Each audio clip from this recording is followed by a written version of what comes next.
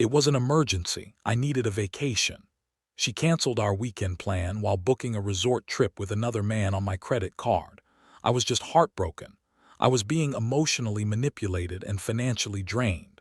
I'm Aurelius, 25, and I need to tell someone this story because I'm still processing how badly I got played. Maybe some of you have been here too. Maybe you'll see the red flags I missed. Met Serafina last September at one of those overpriced, design thinking for digital nomads workshops in Berlin. You know, the type corporate buzzword bingo disguised as creativity. I only went because a client was footing the bill. She slid into the seat next to me while some guy droned on about authentic brand storytelling and whispered, "God, this is such bullshit. Are you actually buying any of this?" Dark hair, green eyes, little birds doodled in her notebook margins. Not drop-dead gorgeous, but something about her felt real. "Complete bullshit," I whispered back. "No fireworks, no love at first sight, just two people quietly calling out the same lie. Sometimes that's more dangerous than instant attraction." We grabbed coffee after, then dinner. Then wandered Berlin until 3 a.m., sharing the kind of deep stuff you usually don't tell strangers. Childhood trauma, creative dreams, the weird isolation you get when you work alone all day as a freelancer. She told me about her anxiety, panic attacks, spiraling thoughts, the whole thing. I opened up about my college depression. When I finished, she squeezed my hand. "You get it. Most people don't." I know how this sounds, but in that moment it felt like finding a missing piece I didn't know I'd lost.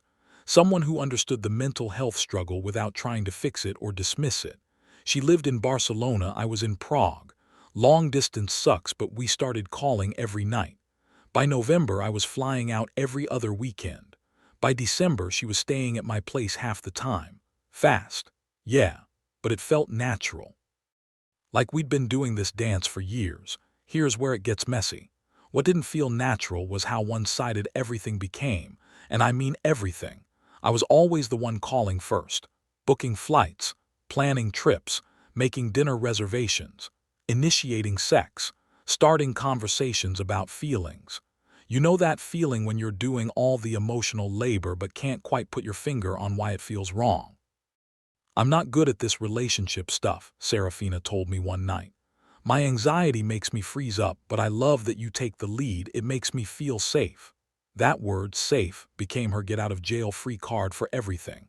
She'd disappear for hours. "Sorry, I was spiraling. Cancel plans last minute. Panic attack. I literally couldn't function." Never plan anything herself. Making decisions overwhelms me. But I love everything you pick. Look, I've been in the mental health trenches. I know what it's like to need someone steady when your brain is trying to kill you. So I became that person. The planner. The patient one. The boyfriend who wouldn't abandon her when things got hard. But the longer it went on, the more I felt like a caretaker instead of a partner. Tell me I'm not crazy here. Isn't love supposed to be mutual? The moments she was present were incredible. She'd curl up next to me while I worked, fingers in my hair, telling me random stories about her day. Those rare glowing hours kept me hooked. They were like hits of a drug I couldn't get anywhere else. But they got fewer and fewer. By spring, Serafina was glued to her phone even during dinner dates. "Engagement is literally work, babe," she said, scrolling through DMs while I sat across from her. "This is how I pay rent," except she wasn't paying rent. By April, she was behind again. "I hate asking, but could you help just this once? I'll pay you back as soon as this campaign goes live." Of course I helped. What kind of man lets their girlfriend get evicted? But just this once became twice, then monthly. By May, I was covering half her rent plus my own. She always had a reason for it too. My anxiety ruined another brand deal. I lost a client because I wasn't posting enough. "You're such a good person. I don't know what I'd do without you." That last line should have been a red flag the size of Texas. But when someone's drowning, you throw them a life preserver, right? The worst part wasn't even the money. It was how any conversation about our relationship ended in emotional shutdown. "I think we should talk about, oh God, I'm spiraling. Can we not do this right now?" Later never came. And when I brought up my own stress, client issues, money worries, the loneliness of carrying our entire relationship, she'd redirect within seconds. "That sucks, babe. Anyway, I think Instagram is shadow banning me again. I stopped talking about my problems. What was the point? By June, I was walking on eggshells around her moods, always careful, always soothing, always absorbing her emotional chaos while pretending I didn't have any of my own. She said something once that should have woken me up. I just want to be loved without the pressure to perform affection constantly. But that's exactly what I was doing, performing strength so she could fall apart, performing love as a full-time job, performing the role of the man who wouldn't leave. And because I'd fought my own demons with depression, I told myself it was okay, that I understood, that it would get better once she got better. Spoiler alert, it didn't. By July, I was emotionally drained, physically exhausted, but I didn't realize how far gone I was until I looked in the mirror one morning and didn't recognize myself. I wasn't sure if I was still dating Serafina or just managing her mental health crises. The thing about slow erosion is you don't see it happening until you're completely hollow inside. And the really messed up part, I thought this was love. I thought this was what good boyfriends did, sacrifice everything for their partner's well-being. August changed everything. That's when the real distance started, not just emotional but actual communication blackouts. The daily video calls stopped first. Serafina would text instead, "Too tired to FaceTime tonight, anxiety is bad." Then every other day, then just weekends, then radio silence. I'd call, she wouldn't answer. I'd text, she'd respond hours later with sorry, spiraling again. But here's what didn't make sense. Her Instagram was more active than ever. Stories every few hours, posts about self-care and mental health awareness, photos of expensive smoothies and boutique shopping bags. If she was spiraling so badly she couldn't talk to her boyfriend, how was she posting aesthetic content like a full-time influencer? I brought it up gently. "Hey, I noticed you've been active on social but haven't been responding much. Everything okay?" "God, you're monitoring my Instagram now. I schedule content in advance, Aurelius. Just because I'm posting doesn't mean I'm okay." The gaslighting was next level. She had me questioning my own memory, made me feel like a controlling asshole for noticing basic inconsistencies. Weekend plans disappeared next. We'd had this routine. I'd fly to Barcelona or she'd come to Prague every other weekend. Suddenly, she was too overwhelmed to commit to anything. "I can't handle the pressure of plans right now. What if I'm having a bad day? What if I can't be good company? I don't want to disappoint you." So I stopped making plans, waited for her to suggest something, anything. She never did. Meanwhile, the money requests kept coming, actually increased. "My anxiety is affecting my work so much," she told me in late August. "I missed 2 deadlines this week. Clients are furious. I might lose my biggest account." Another rent payment. Another emergency expense. Another promise to pay me back when things stabilized. I was covering more than half her living expenses now, plus my own. My savings were disappearing fast. I started taking on extra freelance projects, working 12-hour days to keep up with both our bills. But I couldn't complain about being tired. She was dealing with so much anxiety. Couldn't mention the financial stress, it would trigger her guilt.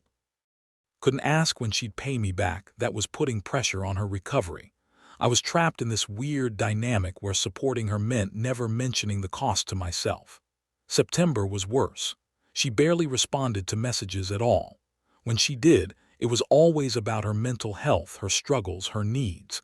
She never asked how I was doing, never asked about my work, my life, anything that didn't directly relate to her. It was like dating a black hole. Everything went in, nothing came back out. I started having physical symptoms. Insomnia, lying awake wondering what I'd done wrong. Nausea when my phone buzzed, never knew if it would be another crisis or another bill. My hands would shake before checking our shared expense account. Jake, my best friend since college, could see I was falling apart. "Dude, you look like absolute shit," he said when we met for drinks in Prague. "When's the last time you actually slept?" "I'm fine, just working a lot." "This is about Serafina, isn't it? You never talk about her anymore." He was right. I'd stopped mentioning her because what was I supposed to say? That my girlfriend only contacted me when she needed money or emotional support. that I felt more like a therapist than a partner. She's going through a rough patch. Depression and anxiety are serious things. Jake studied my face. Has she ever asked how you're doing? The question hit me like a punch to the gut because the answer was no. In months of her crises, her work problems, her financial emergencies, she had never once asked about mine. She's dealing with a lot. That's not what I asked, man. I changed the subject, but the question stuck. When was the last time Serafina had shown genuine interest in my well-being? When had she offered support instead of just accepting it? I couldn't remember, not once. October brought the real betrayal, not the dramatic movie kind, no confrontation or smoking gun.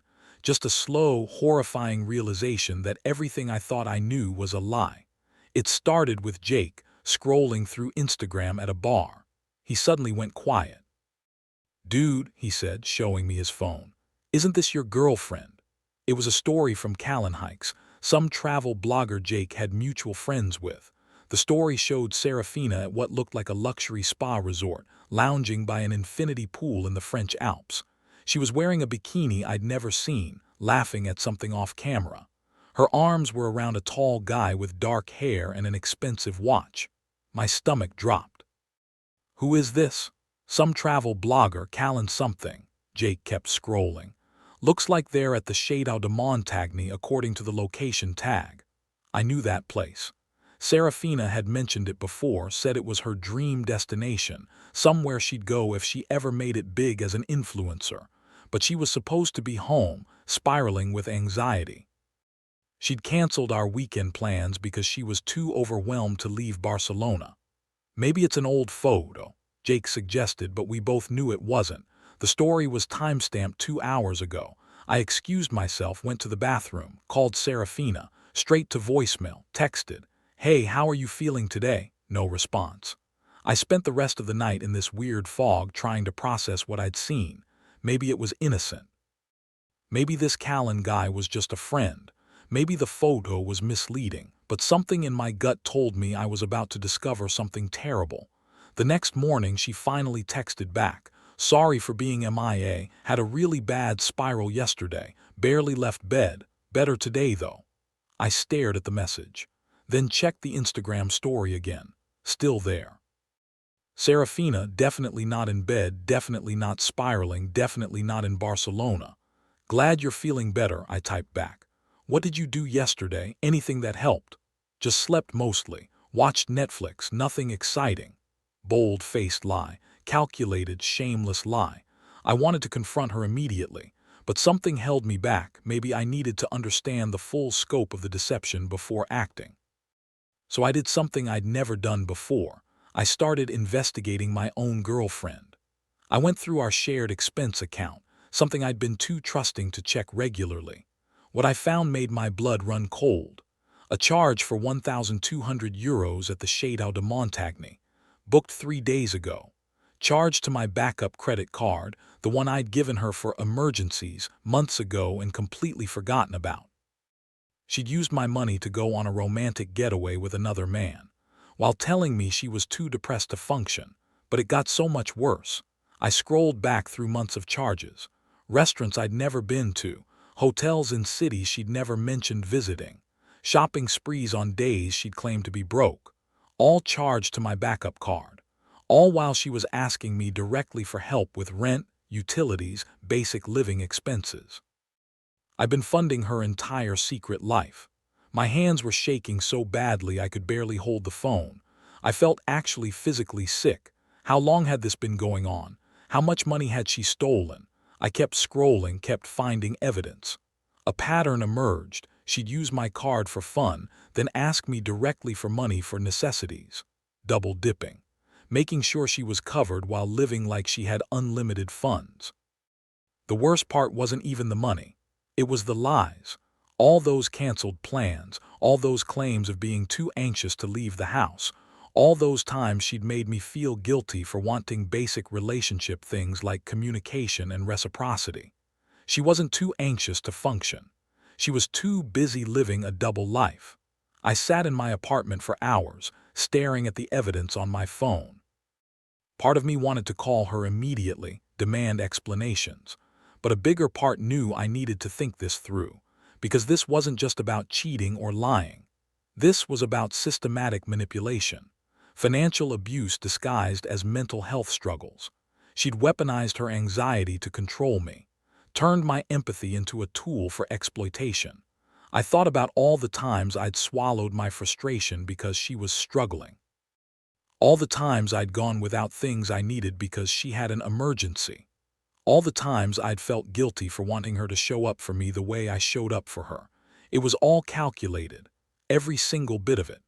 The final piece of evidence came on a Tuesday morning, delivered with the casual cruelty that only technology can provide. I was making coffee, trying to focus on a client project, when my phone buzzed. Serafina's name on the screen, but when I opened the message, I knew immediately it wasn't meant for me. He's still paying, I don't even need to ask anymore. 7 words that shattered whatever denial I had left. I screenshotted it immediately. Funny how clarity can steady your hands. When you finally see the truth, the uncertainty ends, and with it the anxiety. 20 minutes later, another text. OMG, sorry, wrong person. That was about my dad helping with my car payments. Lol, even her cover-up was lazy. I'd been helping her with car payments for 3 months. She didn't have a father in the picture. That was one of the sob stories that had initially bonded us. For the first time in 9 months, I just didn't respond. Instead, I spent the day building a case like I was preparing for court. Screenshots of Instagram stories, printouts of every fraudulent charge, a timeline of her lies versus her actual activities, bank statements showing how much money I'd transferred. The numbers were staggering. Almost 8,000 euros in direct transfers, plus another 3,500 euros in charges to my backup card. Nearly 12,000 euros to support someone who was actively deceiving me. But the financial abuse was just the surface. The real damage was psychological. Months of being made to feel like my needs were unreasonable, my expectations too high, my desire for basic reciprocity selfish and demanding. She'd convinced me that love meant being a bottomless well of support while expecting nothing in return. That caring for someone meant accepting their worst behavior without complaint. Bullshit. All of it. I arranged to meet her in Vienna, where I had a client meeting. Neutral territory. Public place. Coffee tomorrow. Would be good to catch up face to face. Yes, I've missed you so much, babe. Things have been crazy, but I'm in a much better headspace now. The heart emoji felt like a slap. How do you use heart emojis with someone you're actively robbing? We met at Café Central, one of those old Viennese places with marble tables and formal atmosphere. I arrived early, chose a back table where we could talk privately. She walked in 20 minutes late, looking stunning as always.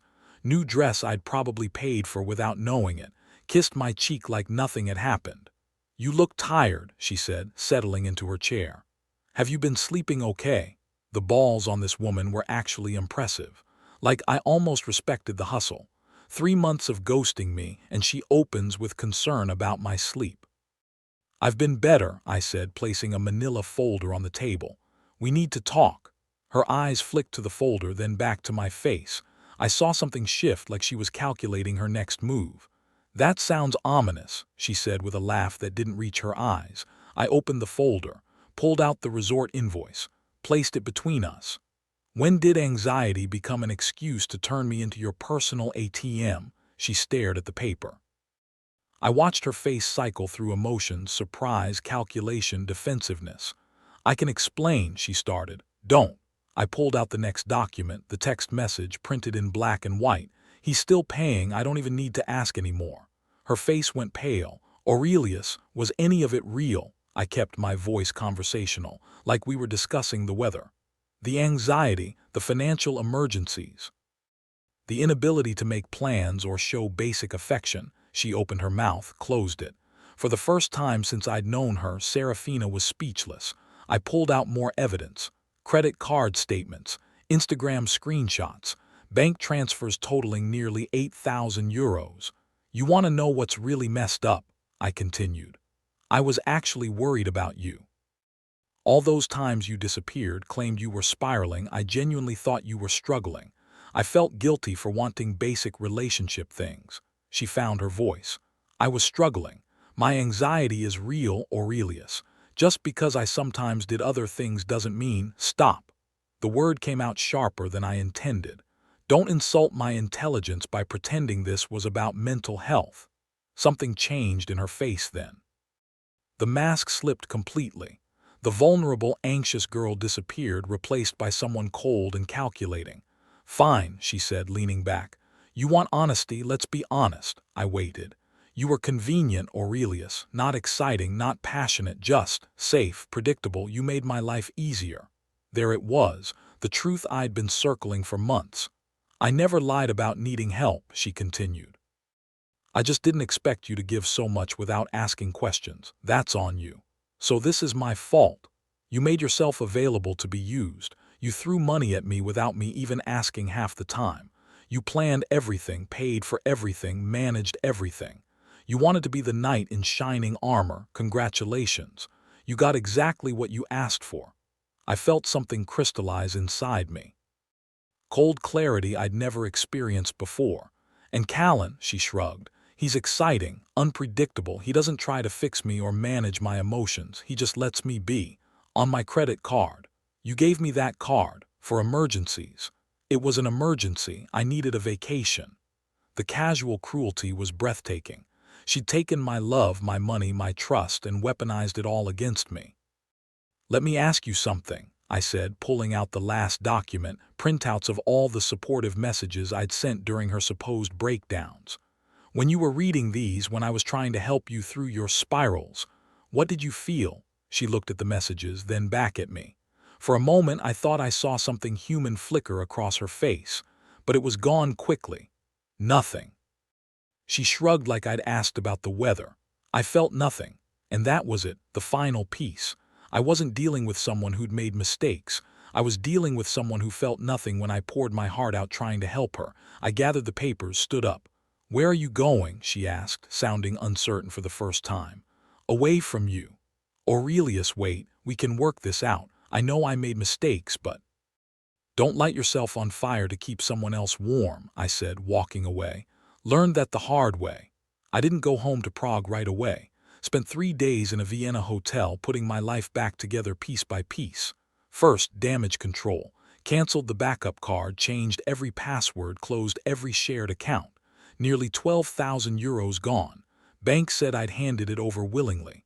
Expensive lesson learned. Then the goodbye. One final email. "Serafina, all accounts are closed. The credit card is canceled. Please don't contact me. We have nothing left to discuss. Aurelius."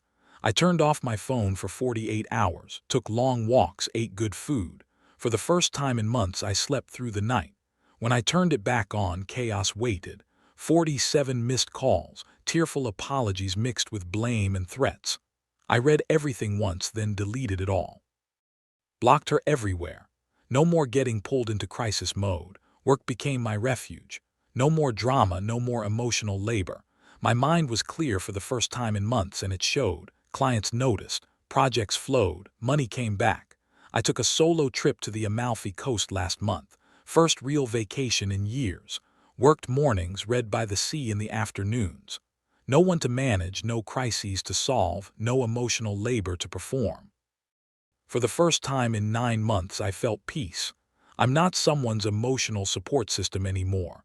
I'm my own person again, and that feels pretty good.